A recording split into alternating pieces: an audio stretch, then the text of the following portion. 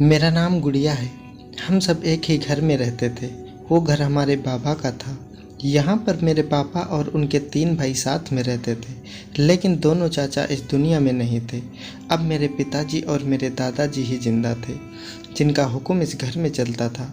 हमारे घर में हर चीज़ बहुत तादाद से आती थी, क्योंकि हमारे घर में काफ़ी लोग थे। लेकिन एक नौकरानी थी जो सबसे ज़्यादा खूबसूरत थी। उसका नाम नेहा था।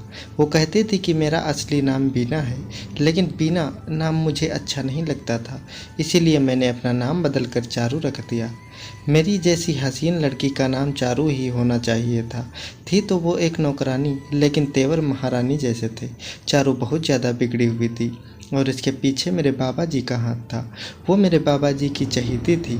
मेरे बाबा का सारा काम वही करती थी। मेरे बाबा बिस्तर से उठ भी नहीं पाते थे।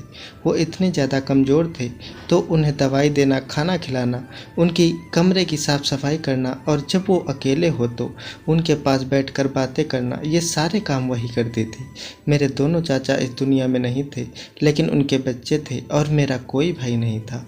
इसीलिए पिताजी को फिक्र सताती थी कि बाबा जी की सारी दौलत इन लोगों में बढ़ जाएगी और मेरे पिताजी को कुछ भी नहीं मिलेगा, और जो पैसे बचेंगे वो पैसे वैसे भी हम दोनों बहनों की शादी में लग जाएंगे। इसीलिए वो परेशान रहते थे। लेकिन हम बाबा के पास बैठते तो हमें बिल्कुल भी अच्छा नहीं लगता था। बाबा जी अजीब और गरीब किस्म की बातें करते थे, किसी को पहचानते तक नहीं थे। ऐसे इंसान के साथ बैठकर क्या करते। चारू उनके पास बैठकर बहुत ज़्यादा खुश होती थी। चारू कमरे में होती तो उनके कमरे से हंसने की आवाज़ें आती।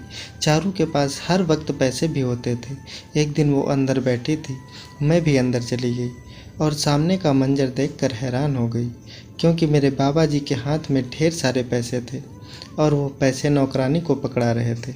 ये पैसे कम से कम 40,000 तो लग रहे थे। मैंने कहा कि ये क्या हो रहा है, आप इतने सारे पैसे इसको क्यों दे रहे हैं। तो मेरे दादाजी कहने लगे कि ये इनकी तनख्वाह है। तो मैंने कहा कि मुझे भी पैसे चाहिए।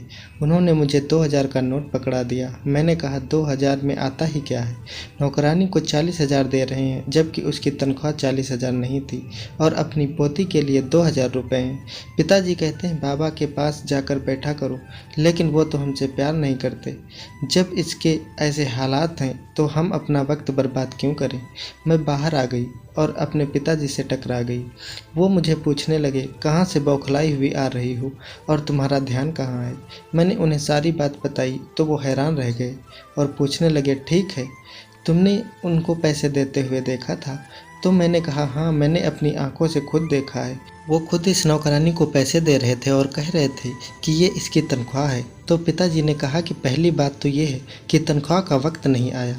30 तारीख को महीना पूरा होता है और बीच में हम किसी को भी पैसे नहीं देते। और दूसरी बात कि चारू की हर महीने की तनख्वाह मैं इसे देता हूँ, जो कि सिर्फ 12,000 रुपये है। तो फिर पिताजी ने इसे 40,000 रुपये क्यों दिए। मेरे पिताजी तो गुस्से में आ गए और बाबा के कमरे में चले गए।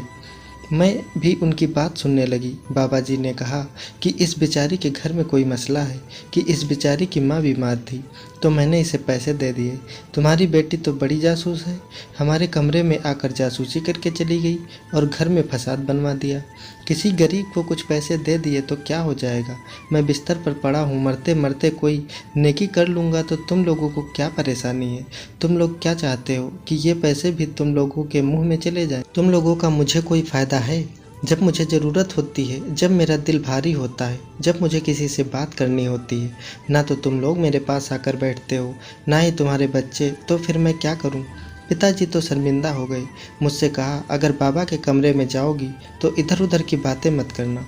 पिताजी बहुत परेशान लग रहे थे और गुस्से में भी लग रहे थे, क्योंकि उनकी बेइज्जती हो चुकी थी और वो सीधा अपने कमरे में चले गए।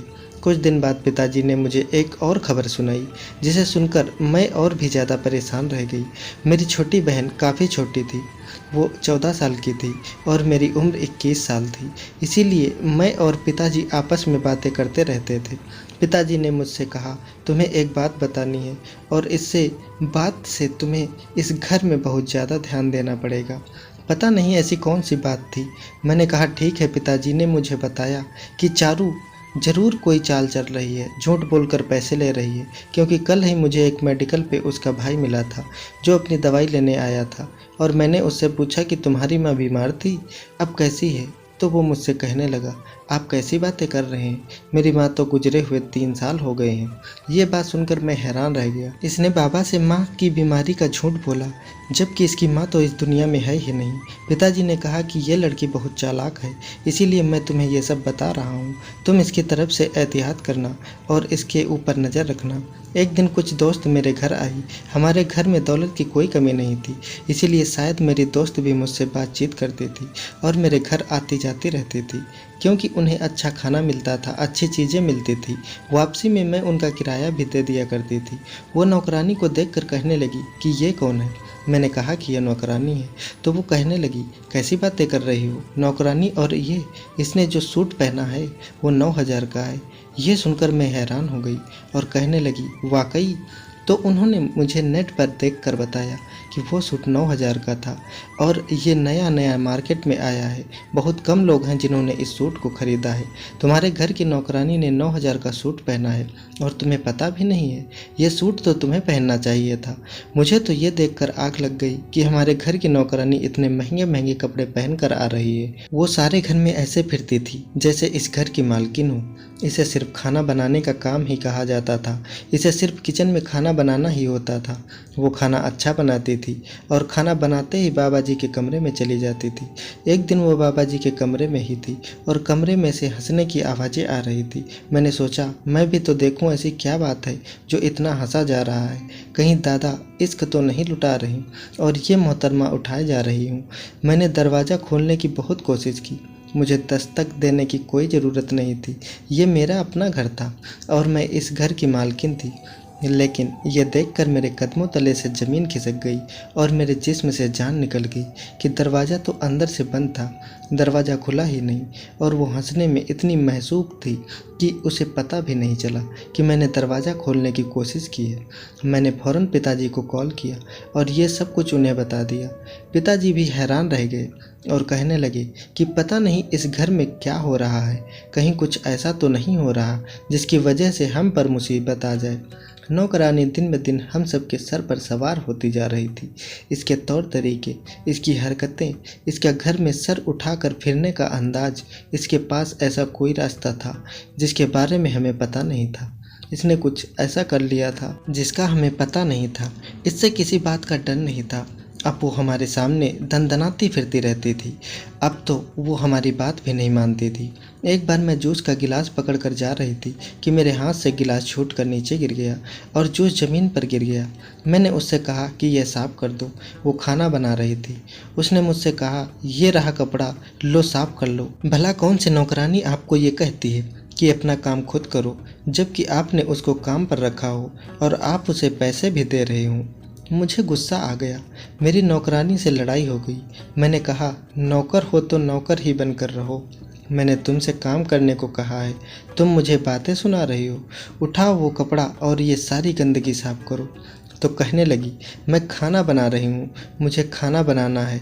जो गलती खुद की है उसे खुद साफ करो। उसने मेरे साथ जिद बना ली और उसने वो साफ़ ही नहीं किया। फिर बाहर से चपरासी अंदर आए। उन्होंने वो देखा तो साफ़ कर दिया, जबकि ये काम उनका नहीं था। मैंने भी नहीं किया क्योंकि मुझे भी गुस्सा आ गया था। मैंने ये बात पिताजी को बताई और कहा कि इस नौकरानी को घर से निकाल दे। पिताजी ने कहा कि ठीक है, इसे तो अभी नौकरी से निकाल देना चाहिए। पिताजी ने अगले दिन ही इस महीने की तनख्वाह उसे दी और अगले महीने की तनख्वाह भी दे दी और उससे कहा कि हम तुम्हें नौकरी से निकाल रहे हैं, इसीलिए हम अगले महीने की तनख्वाह भी तुम्हें दे रहे हैं। वो जाने के बजाय मेरे दादाजी के कमरे में जाने की कोशिश कर रही थी कि मैं उनसे मिलकर चली जाऊंगी। तो मैंने कहा कि वो सो रहे हैं, जबकि वो सो नहीं रहे थे। वो कहने लगी, अच्छा मेरा कोई सामान अंदर पड़ा है। मैंने कहा कि मुझे बताओ क्या चीज़ पड़ी है, मैं तुम्हें ला कर देती हूँ। तो वो कहने लगी, नहीं, मुझसे कोई गलती हुई है, मुझे काम से क्यों निकाल रहे हैं। वो हर तरह से कोशिश कर रही थी कि वो उस कमरे में जाए, लेकिन हम बाप बेटी ने भी उसे जाने नहीं दिया। हमने कहा, अपना सामान उठाओ और यहाँ से चली जाओ, और फिर वो चली गई।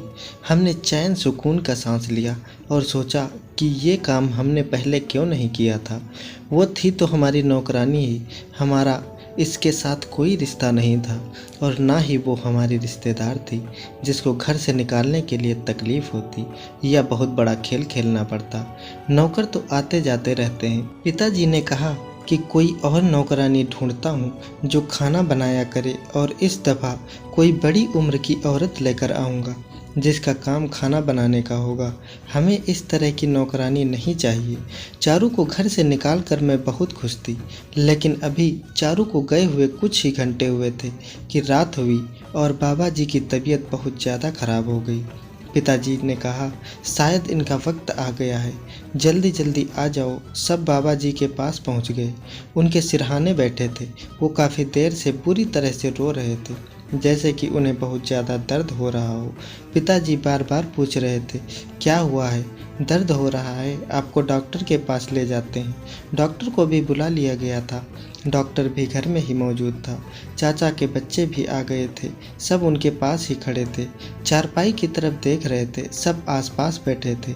मेरे दादा को चारपाई पर ही नींद आती थी। उन्होंने जबान खोली तो कमरे में सारे लोग हैरान रह गए, क्योंकि उन्होंने कहा कि चारू कहाँ है। वो बार बार यही पूछने लगे। हम सब लोग खामोश हो गए। चाची ने कहा कि कहाँ गई है, इस टाइम तो घर पर ही होती है। तो मेरे पिताजी ने कहा कि मैंने उसे काम से निकाल दिया है। इतना ही कहना था कि मेरे बाबा जी ने मेरे पिताजी की कलाई को जोर से पकड़ा और कहा कि किससे पूछकर तुमने उसको घर से निकाल दिया है। हम सब लोग हैरान हो गए। इसको बुलाने से आपका क्या मतलब है? आपको कोई मसला है तो हमें बताइए। डॉक्टर वहाँ पर खड़ा था तो वो कहने लगे कि नहीं, मुझे चारू की ज़रूरत है। ये सुनकर सबने अपने कानों पर हाथ लगा लिया। बाबा किस किस्म की बातें कर रहे थे, लेकिन मरता क्या न करता। उन्होंने इतना शोर कर रखा था रात के 1 बजे, और बस एक ही रट लगा रखी थी कि चारू को लेकर आओ। मजबूरन मेरे पिताजी को जाना पड़ा और उसको उसके घर से लेकर आना पड़ा। पिताजी ने वापस आकर बताया कि वो बहुत नखरे दिखा रही थी। कह रही थी कि मैं नहीं जाऊंगी क्योंकि तुम्हारा बाप मर रहा है और तुम मुझे लेने के लिए आ गए हो। वो बहुत बुरी हरकतें कर रही थी। उसके आने की देर नहीं थी कि बाबा जी बिल्कुल ठीक हो गए। वो बाबा का हाथ पकड़कर बैठ गई। सारे घर वाले हैरान हो गए। फिर मैं कहने लगी कि हमारे घर में हो क्या रहा है, इस औरत को यहाँ से निकालो। मेरे पिताजी ने कहा कि इस औरत को यहाँ से निकाल दिया था, लेकिन फिर जो हुआ वो तुम सब ने देखा है। अब तुम यह बताओ कि हम सब क्या करें? मैं तो बहुत परेशान हो गया हूँ। बाबा जी के सामने पिताजी ने अपनी इमेज खराब कर दी। वो ऐसे देख रहे थे कि जैसे उनको जान से मार डालेंगे। पानी सर से गुजर चुका था। अब तो घर वालों को भी पता चल गया था कि इस घर में क्या हो रहा है। जो भी हो रहा था वो बिल्कुल अच्छा नहीं था। एक नौकर का घर के मालिक से इतना करीब होना सही नहीं है। मैंने सबको ये भी बताया कि अब चारू अंदर जाती है तो अंदर का दरवाज़ा भी बंद हो जाता है। सब ने अपने कानों पर हाथ रख लिए और कहा कि मुझे ऐसा लगता है कि मरने से पहले हमें दरवाज़ा बंद करने का क्या मकसद हो सकता है। पिताजी ने कहा, तुम सब मिलकर मेरी मदद करो। मैं तो अपनी तरफ से जो कर सकता था वो कर चुका। तभी चारू की आंखों में जाते हुए भी जीत की खुशी देखी।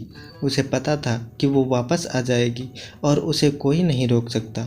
लेकिन अब मामला मैंने अपने हाथों में लेने का सोच लिया था। मैंने कहा, मैं देखूंगी कमरे में होता क्या है। मैं चारू के कमरे में गई और मैंने उसके कपड़े चुरा लिए।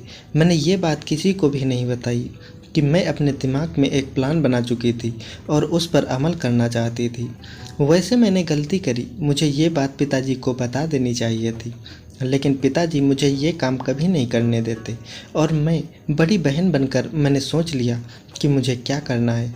जब चारू किचन में काम कर रही थी तो मैंने चुपके से जाकर किचन का दरवाज़ा बाहर से बंद कर दिया और चपरासी से कह दिया कि दरवाज़ा नहीं खुलना चाहिए। चपरासी अंकल बचपन से ही मेरे साथ खेला करते थे। वो मेरी बात ज़रूर मानते थे। मैं खुद चारू के कपड़े पहनकर दादाजी के कमरे में चली गई और दुपट्टे को थोड़ा आगे कर लिया। वो मुझे देखकर समझने लगे कि मैं चारू हूँ। दरवाज़ा भी मैंने अंदर जाकर बंद कर दिया। बाबा जी कहने लगे, ये क्या, आज तो तुम दुल्हन बनकर आ गई हो, क्या हो गया है? तो मैंने आगे से सिर हिला दिया तो कहने लगे, अच्छा, आज तुम दुल्हन हो और दुल्हन बनने की कोशिश कर रही हो। मैं जाकर उनके कदमों के करीब चारपाई पर बैठ गई।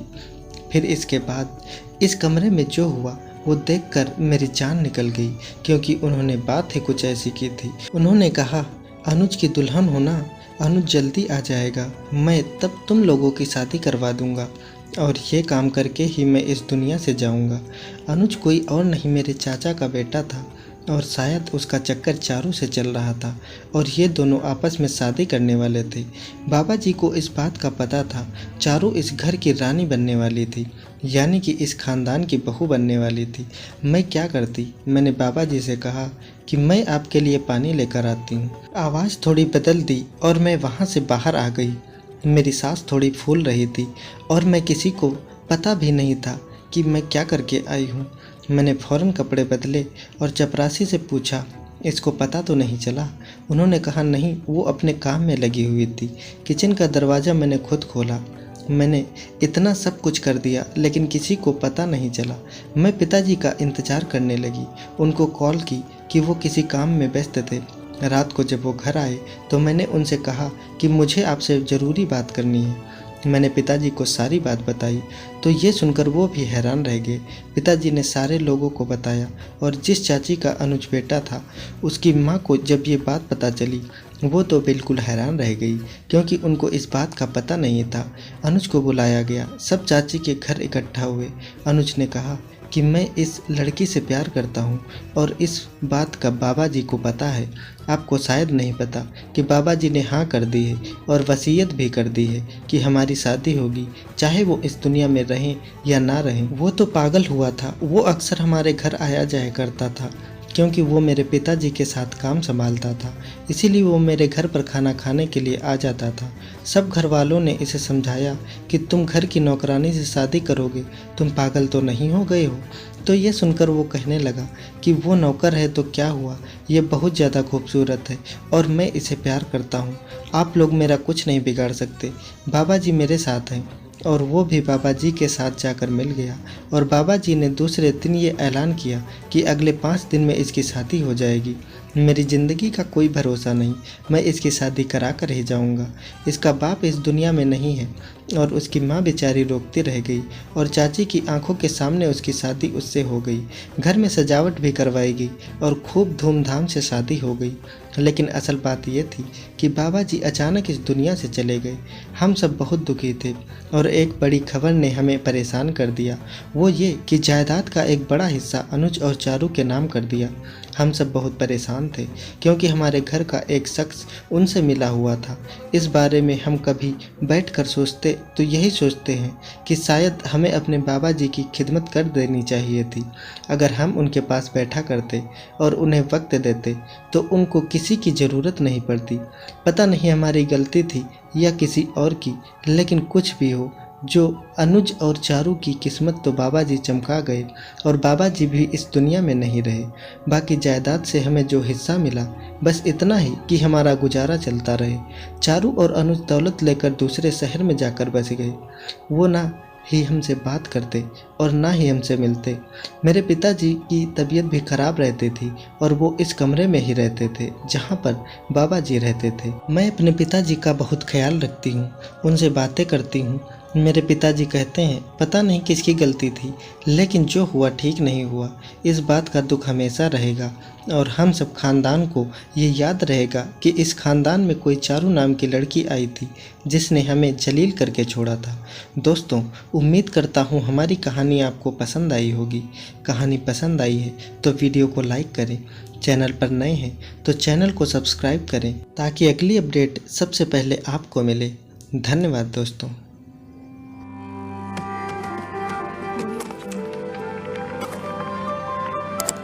Subscribe now and press the bell icon.